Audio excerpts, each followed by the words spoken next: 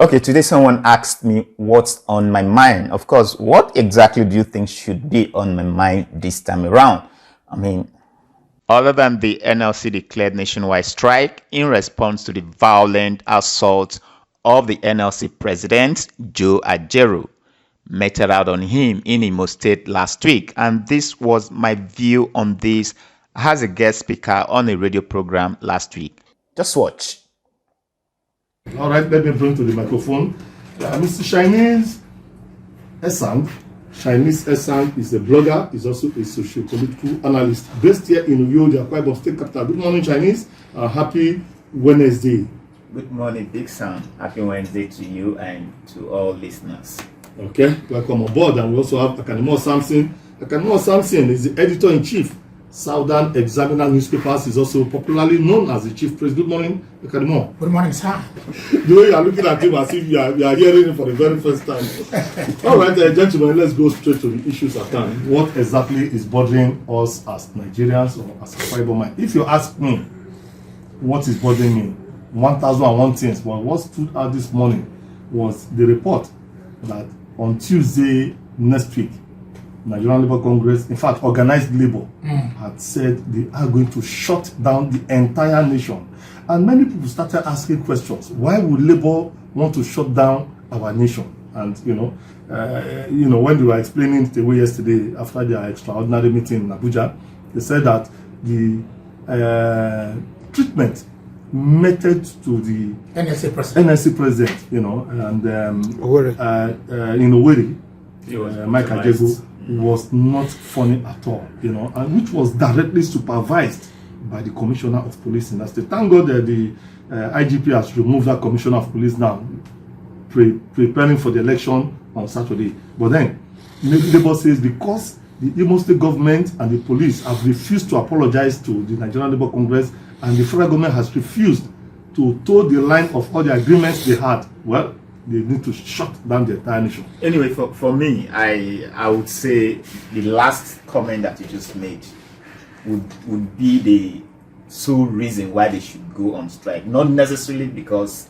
NLC was dealt with. Because Nigerians have been dealt with in so many ways and battered, dehumanized, deprived, and their dignity taken away from them. Are we even talking about the ill treatment meted out to these poor Nigerian workers by the plethora of Chinese, Lebanese, and Indian companies littered all around the country, where the reenactment of slavery is again rearing its ugly head in your own country, where NLC and government officials look the other way as if nothing is happening? Why can't Labour go around picketing these companies that have made Nigerians slaves in their own country?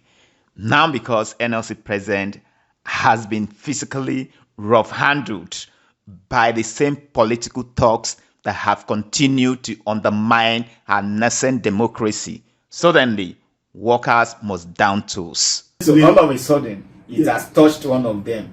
They now want to go on strike. No, it's not touching one of them. Did you see that video of Ajaero?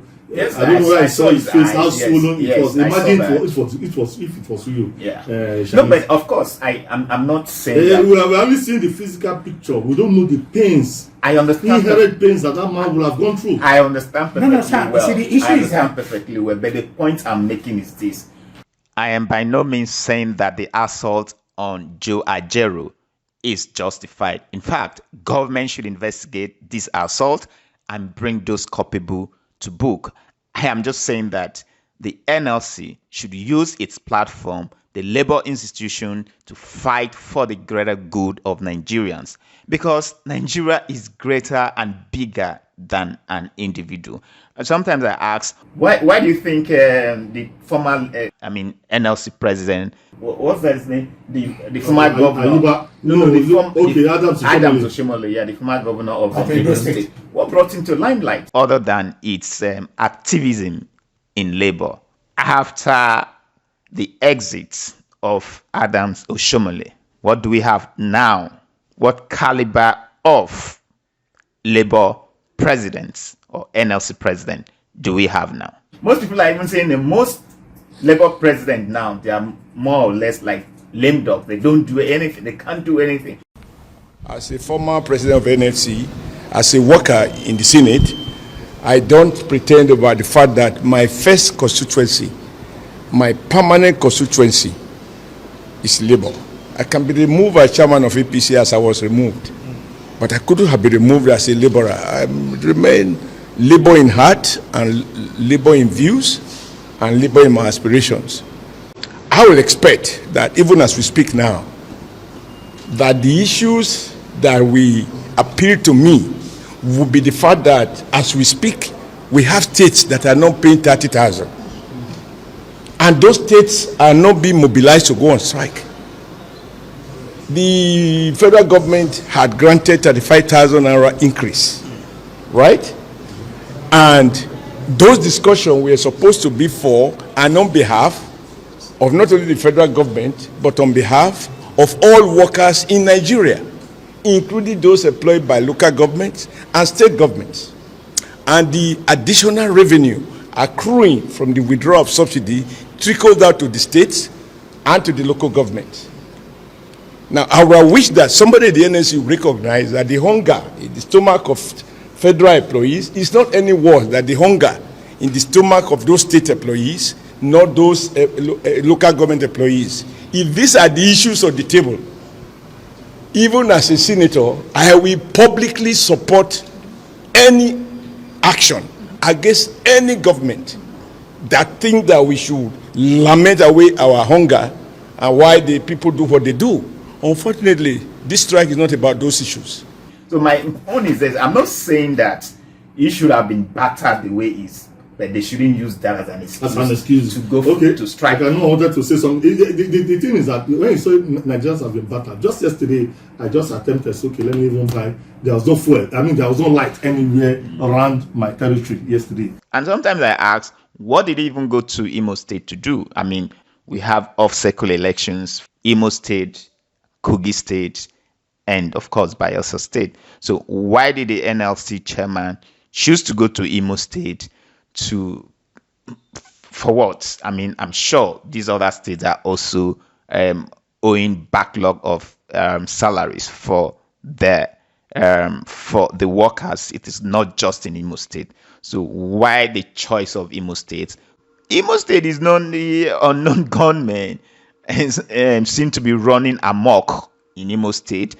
Imo State is a dangerous zone, but Joe Ajaero decided to go to Imo State to, drive home the demands of Imo State workers.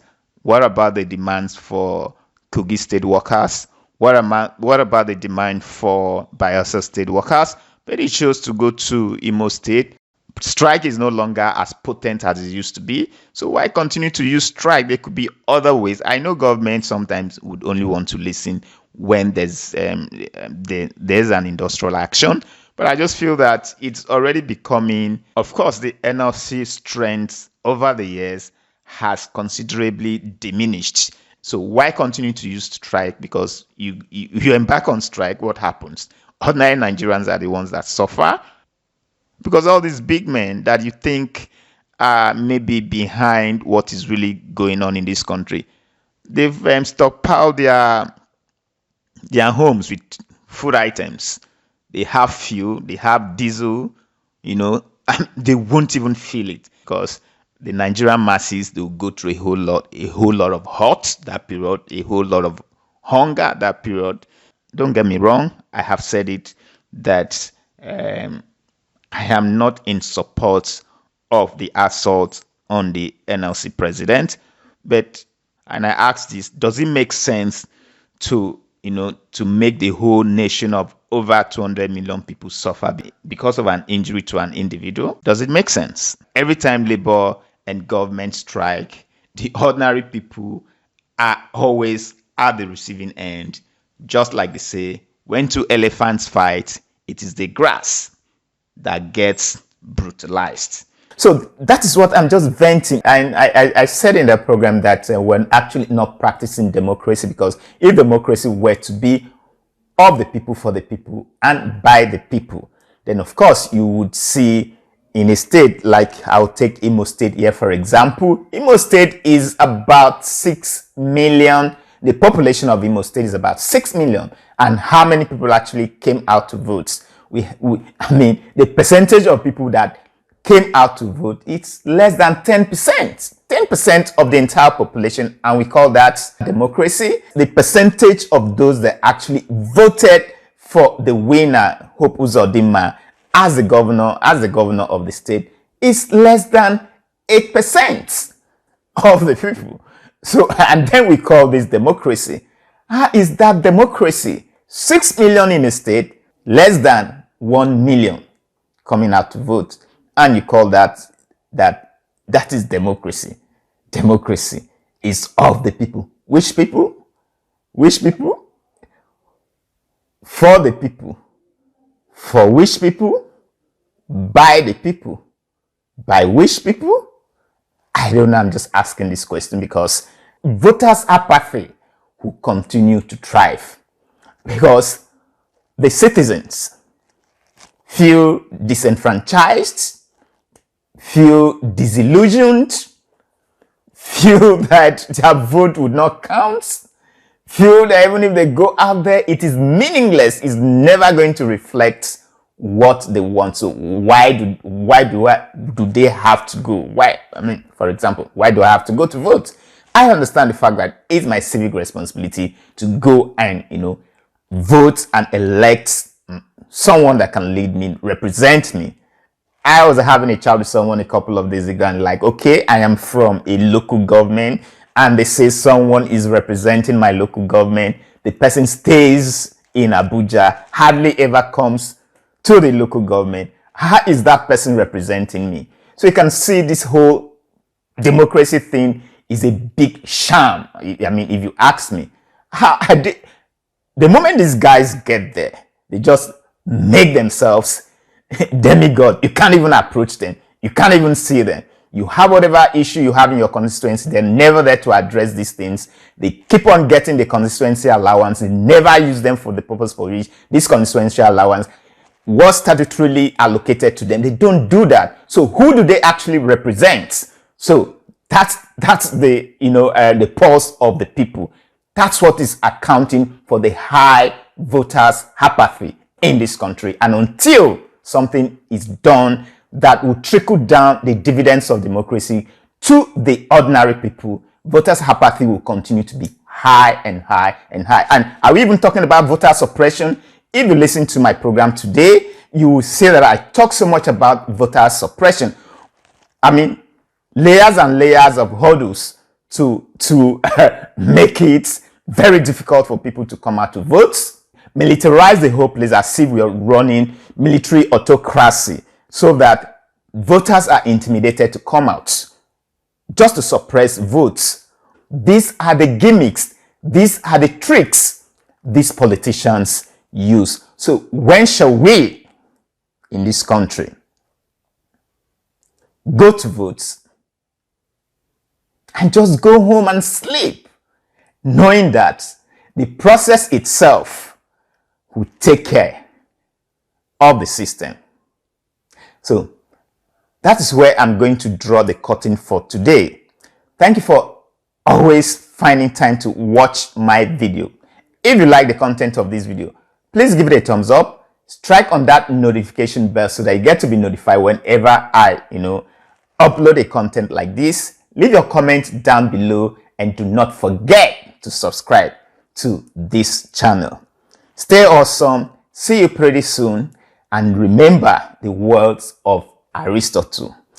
He says, it is only a beast or a non-human that would not be interested in politics. But unfortunately here in this country, even with your interest in politics, the system will definitely undermine your civic responsibility and ensures that you don't exercise that duty. Peace, as always, out.